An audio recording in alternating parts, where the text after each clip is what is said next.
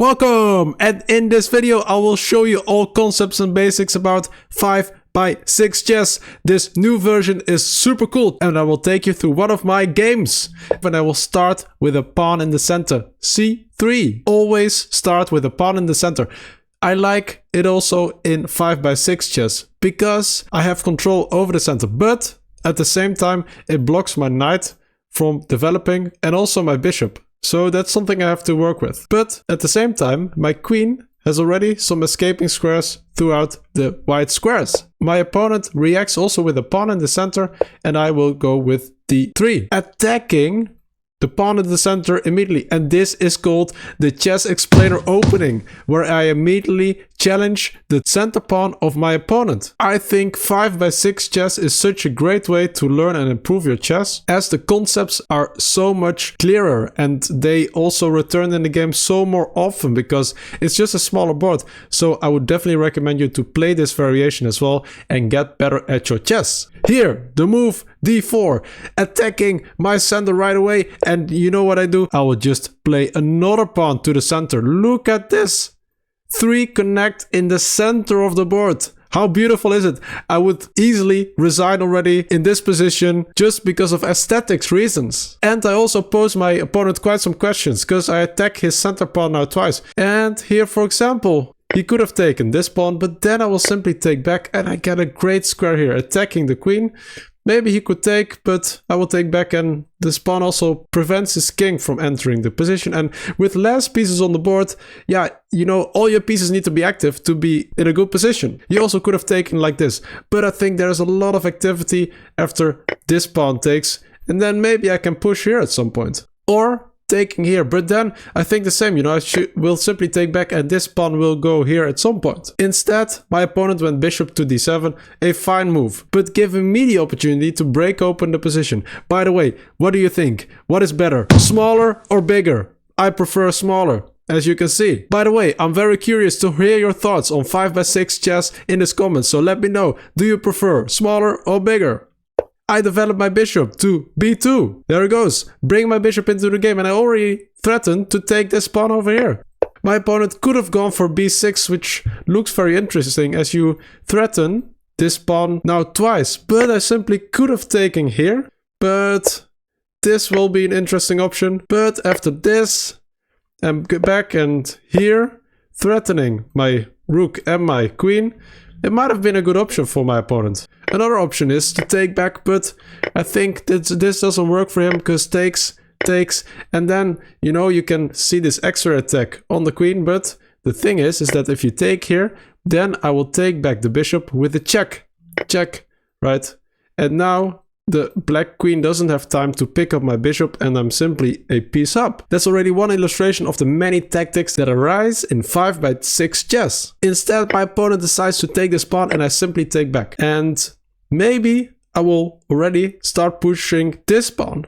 So I feel like my opponent needs to make some choices, and here he also does indeed take. I take back with the knight. And look how my pieces are already developed. The bishop, the knight, and the queen can easily enter the game, but also the rook. While my opponent is behind in development, the knight is basically blockaded by the pawns, the bishop is looking at the pawns, the rook is not doing anything, and the queen maybe can go here or here, but I'm definitely better and more active in this game. b4, attacking my knight and asking me questions, but I have seen a great option here. And this variation goes for quite some moves. But in a few moves from now, you will understand why the following move is such a great move. Knight here, attacking the queen. And the queen can only go here. But then, yeah, my rook will slide in. And yeah, here I will simply maybe enter the position here. Maybe there's already a fork here. So this is already winning for me, picking up the rook. But let's see what is best actually for me. But that's not what my opponent did, because my opponent went for the more obvious kind of move. Right, so you simply take the knight, which is understandable, right? The knight was very good here, very strong, but I calculated everything here. So I took the bishop. And yes, we have a queen trade here. There's less pieces on the board now, but after I take back the queen, the following position arises. And we are already moving towards the endgame. But look at this position for black. the king is completely boxed in, cannot move to this side of the board. Important is that the knight has no squares, because my pawns simply are stronger than the knight. And they blockade every exit square. And because the knight cannot move, the rook cannot move either. So basically the only move my opponent can make here, otherwise it wouldn't have even been a stalemate, because then my opponent had to make a move with the knight, right? Because it can move, it doesn't want to move, but it can move. And then it's not a stalemate. It's only a stalemate when it can't move. So my opponent plays this move, which makes a lot of sense. The only move in the position. Okay, we're in the endgame, and it's important to get as many pieces into the game as possible. And although, you need to checkmate the king in order to win, it is still a piece that can also join the attack. So now at the moment, the bishop is attacking, the rook is attacking, but it cannot really enter black's camp here. So I need my king into the game. And where specifically? Well, I'll explain. I will go here with my king. Great move. Why?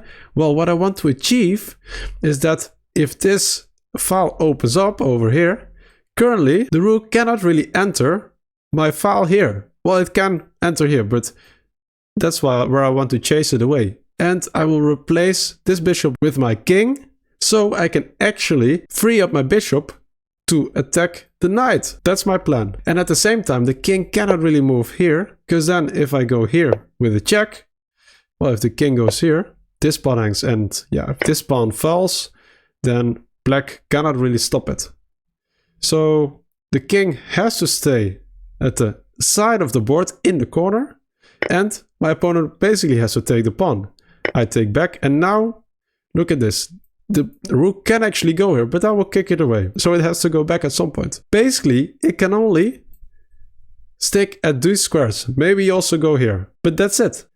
So the rook goes forward, and I bring my king here, and I want to replace this bishop by the king, because if I have my king here, then I cover all entry squares of the rook, and then my bishop can join the game. And as soon as I can attack this knight, the rook has to protect it. Then I can get a tempo. I'll show you later. So the rook has to move if I keep my bishop on this diagonal, and then I will simply pick up the knight. My opponent gives a check, and I go here now. Look at this setup. The king still in the corner. The knight still cannot go anywhere. And I will simply try to get this maneuver in and move my king up. So the rook goes there, and I move my rook up. Why? Well, I didn't want a position where I go here with my bishop and pick up the knight, and my opponent can pick up the pawn, for example. Right, so now he threatens the bishop and the pawn at the same time. If I take the knight, then my opponent can take this pawn with a check. And if I go here, for example, another check. The thing is, this pawn is in the wrong square for the bishop to promote. So this is likely a drawn position. So what I want to achieve is to have my rook here. In case the rook tries to go here, I can trade it off, and then I can simply win the pawn because the king is not in time. So that's why I played my rook here first, to protect this pawn and then go for this maneuver. So if the rook now goes here, which it actually does, then I just take it from the board. Take, and now this knight still cannot go anywhere. And I'm threatening to get my bishop out here. And I'm also threatening to take this pawn. I think the best move would have been to go here, as the knight cannot really move, but maybe it could have gone here, because in the end my opponent has two pawns, but yeah, this is still very much winning for me. But I went for a more careful approach, and that's by going here first.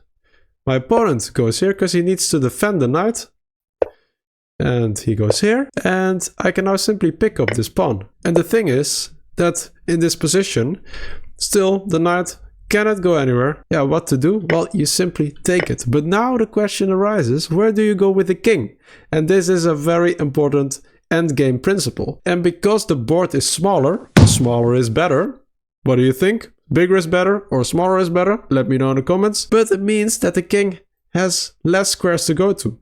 And you really need to calculate, because it's very easy to draw as well. For example, if you go here and the king goes here, this already could be a drawn position, because this is a stalemate, right? The better move is to pick up this pawn and promote over here. Instead, and this is a very straightforward, so if your king is in front of your pawn, then you want to go in front of the king. because then the king needs to go either this way or this way. And then, so let's say it goes here, which is the best move. Then you go here, and then you prevent the king from going back. Now it can go here, check. It will simply pick up this pawn, sure. But I will also promote to a queen here. And then still you need to be careful, because if this pawn is way further up the board, then it might be a draw. But I simply try to get my queen in front of the pawn. Then the pawn really cannot promote, and I simply bring in my king. So for example, after, well, you cannot really go here, right? Because then it's a check here. If you go here, check, and the king has to stick to the pawn, I just bring in my king. Here I can already give a check. And yeah, this is already a mating net. And for example, after this move, this is a checkmate. This is a very fun game I played. If you're interested, then we can also play a game on 5x6 chess. I can't wait for it. And let me know what do you think. What is better, smaller or bigger? And I'll for sure have some more videos on this variation of chess. Check it out. Don't forget to like and subscribe. Bye bye.